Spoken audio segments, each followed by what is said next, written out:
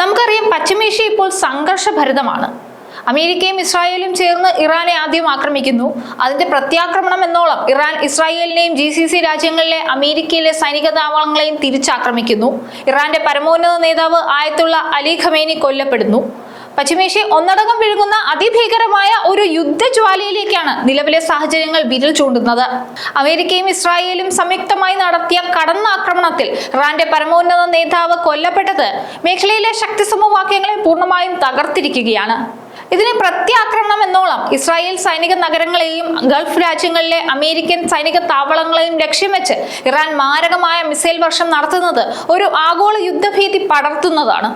നയതന്ത്ര ചർച്ചകൾക്ക് പ്രസക്തി ഇല്ലാതാവുകയും വൻ ശക്തികൾ നേരിട്ട് ഏറ്റുമുട്ടുകയും ചെയ്യുന്ന ഈ സാഹചര്യം വെറും പശ്ചിമേഷ്യയെ മാത്രമല്ല, ആഗോള സമ്പദ് വ്യവസ്ഥയെയും ദശലക്ഷക്കണക്കിന് പ്രവാസികളുടെ സുരക്ഷയെയും അതീവ ഗുരുതരമായ പ്രതിസന്ധിയിലാണ് കൊണ്ടെത്തിച്ചിരിക്കുന്നത്.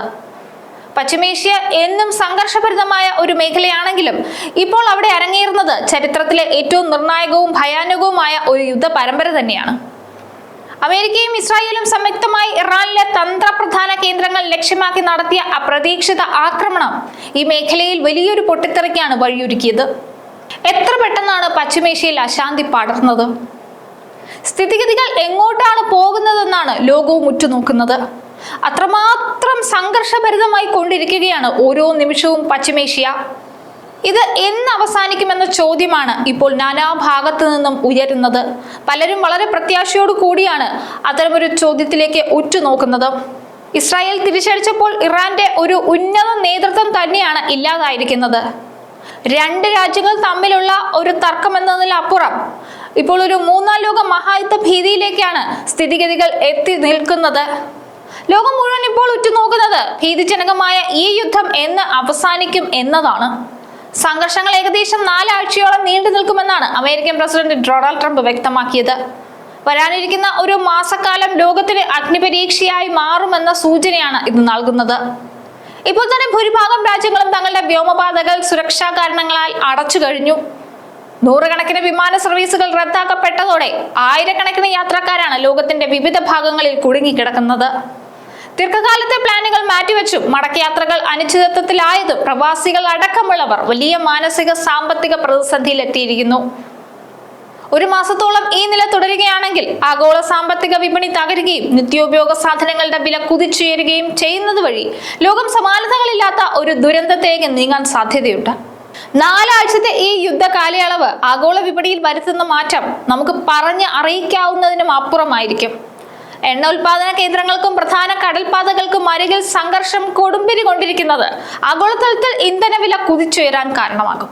ഇത് വെറും യാത്രകളെ മാത്രമല്ല, നിത്യോപയോഗ സാധനങ്ങളുടെ നീക്കത്തെയും ബാധിക്കുന്നതോടുകൂടി സാധാരണക്കാരുടെ കുടുംബ ബജറ്റുകൾ താളം തെറ്റും.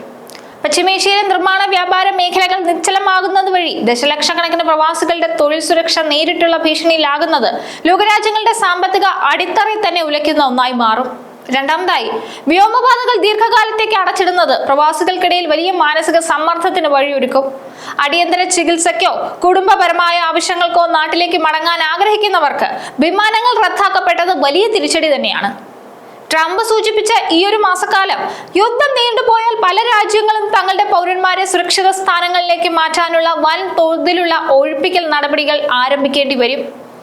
ഇത് അന്താരാഷ്ട്ര തലത്തിൽ വലിയൊരു മാനുഷിക പ്രതിസന്ധിക്കും വിഭവങ്ങളുടെ അമിതമായ വിനിയോഗത്തിനും കാരണമാകുമെന്നതിൽ തർക്കമില്ല. പശ്ചിമേഷ്യയുടെ ആകാശം മിസൈലുകളാൽ ചുവക്കുമ്പോൾ ലോകം ഇന്ന് ഏറ്റവും ഭീതിയോടുകൂടിയാണ് മിഡിൽ ഈസ്റ്റിലേക്ക് നോക്കുന്നത്. പക്ഷേ ഇത് മിഡിൽ ഈസ്റ്റിൽ മാത്രം ഒതുങ്ങി നിൽക്കുന്ന ഒരു പ്രശ്നമല്ല എന്നുള്ളത് ഒരു പ്രധാനപ്പെട്ട വസ്തുതയാണ്. ഇറാനെയും ഇസ്രായേലിനെയും അമേരിക്കയും പിന്തുണച്ചുകൊണ്ട് ലോകരാജ്യങ്ങൾ 2 ചേരിയിലായി എത്തിയാൽ അത് മറ്റൊരു ലോകമഹായുദ്ധത്തിലേക്ക് വഴിമാറും. എന്തായാലും മേഖലയിലെ സ്ഥിതിഗതികൾ സംഘർഷഭരിതമാണ്. ഇതെല്ലാം ഒന്ന് അവസാനിച്ച് മിഡിൽ ഈസ്റ്റ് പഴയതുപോലെ ശാന്തിയിലേക്ക് മടങ്ങാനാണ് എല്ലാവരും ആഗ്രഹിക്കുന്നത്. ലോകത്തിന്റെ പല ഭാഗത്തായി ഇത് കാരണം വിമാനങ്ങൾ റദ്ദാക്കപ്പെടുകയും യാത്രക്കാർ കുടുങ്ങിപ്പോവുകയും ചെയ്യുന്ന ഒരു സ്ഥിതിഗതികളാണ് നിലവിലുള്ളത്. ഇറാൻ കൂടുതൽ പ്രത്യാക്രമണം തുടർന്നാൽ GCC രാജ്യങ്ങൾ ഉറപ്പായും തിരിച്ചടിച്ചിരിക്കും. അത്തരത്തിലൊരു റിപ്പോർട്ടാണ് ഇപ്പോൾ പുറത്തു വരുന്നതും.